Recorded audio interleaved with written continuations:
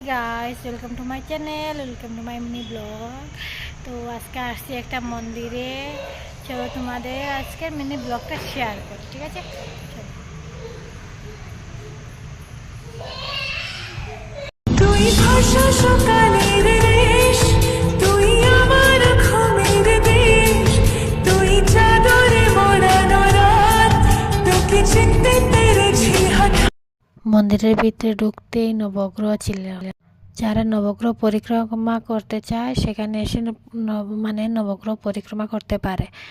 এই জায়গায় মন্দিরে আমার একটা জিনিস অনেক ভালো লেগেছে, নবগ্রহ দেবতার শরীরে ওরা কাপড় পরিয়ে রেখেছে। অন্য জায়গাতে নবগ্রহ কাপড় থাকে না, এমনি মূর্তি থাকে, ঠিক আছে। এখানে তো অনেক সুন্দর করে কাপড় টাপড় পরিয়ে অনেক সুন্দর করে রেখেছেন, আমার অনেক ভালো লেগেছে। এখানে দেখো শনিদেবের উপরে একটা ফুল ছিল, আমার ফুলটা অনেক ভালো লেগেছে। শুধু শনিদেবের উপরে বলে নেই, আমার ভয় লাগে শনিদেব। তারপর আমার মেয়ে দেখো টুকুর টুকুর নবগ্রহ পরিক্রমা করতেছে, ও করে তাই জানে করতেছে।